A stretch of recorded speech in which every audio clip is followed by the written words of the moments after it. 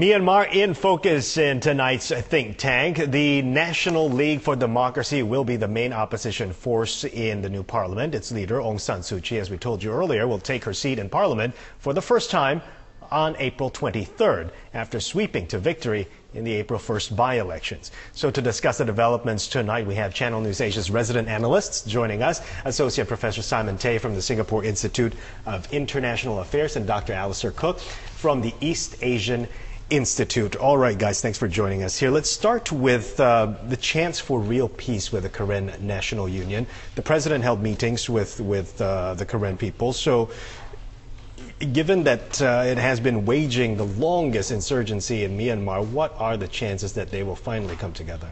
Well, I think that this is the next step and the big question. Besides the center and democracy at the center, the question not just of the Karen but the other groups is really something that's unsettled.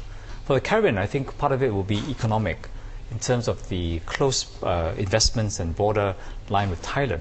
And so there's a question of pushing them in with some control, but also in a way rewarding good behavior. I think if that can be done, then some of the possibilities are there. What do you think, Alistair?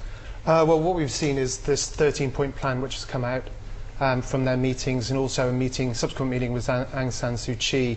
And I think that's a very positive development that we've seen, probably the most positive development in this scenario for a very long time. And I also think one of the most important things that we're seeing is the code of conduct, which is being discussed between the two parties now about increasing civilian protection in these areas, as well as covering issues such as demining and so on. So are we seeing real reform happening in Myanmar then with the by-election on April 1st, or are we just seeing an attempt to get the West in to Myanmar? Well, most people on the ground seem to be saying they're looking to 2015 and the general election to see whether these reforms are going to be substantiated and consolidated. Certainly it's been a significant bellwether, test ground, the by-elections that we've seen this last week.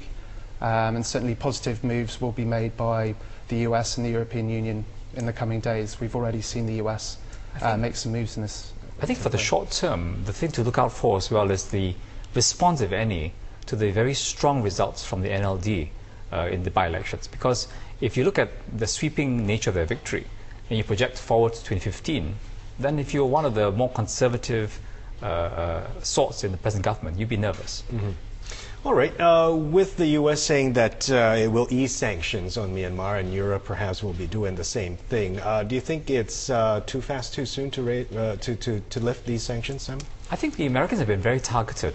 This was clearly on the cards since they first opened up ties. And the plethora of many sanctions is going to take some time to unwind. I think after the by-elections, some signal need to be sent. So I think the first of the removal of financial sanctions should be placed to kind of reward the right behavior. But I think that the Americans will take some time to do it, both because of their own internal reasons, but in order to see a very carefully mapped out progress towards 2014 and 2015.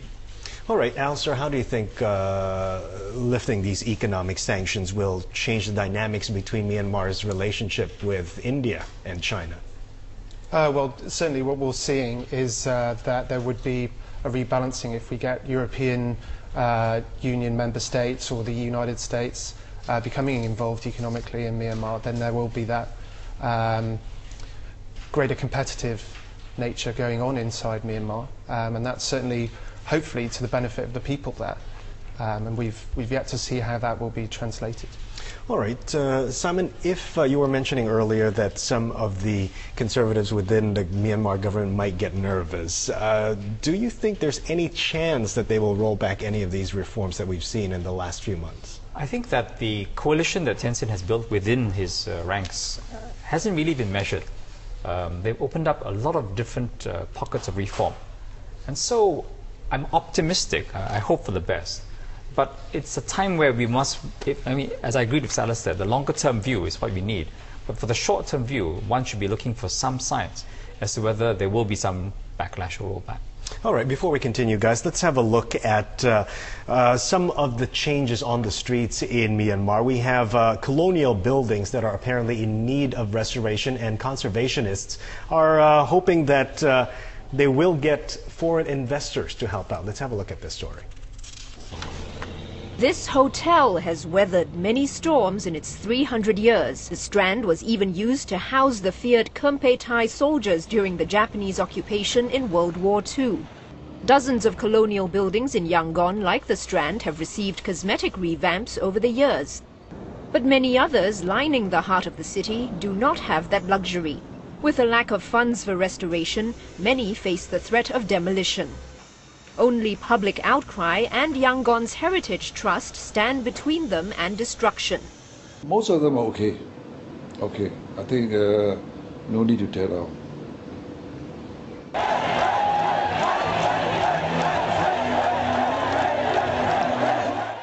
The landmark election victory for Aung San Suu Kyi's National League for Democracy party could just be a vital shot in the arm for the Trust's rescue mission.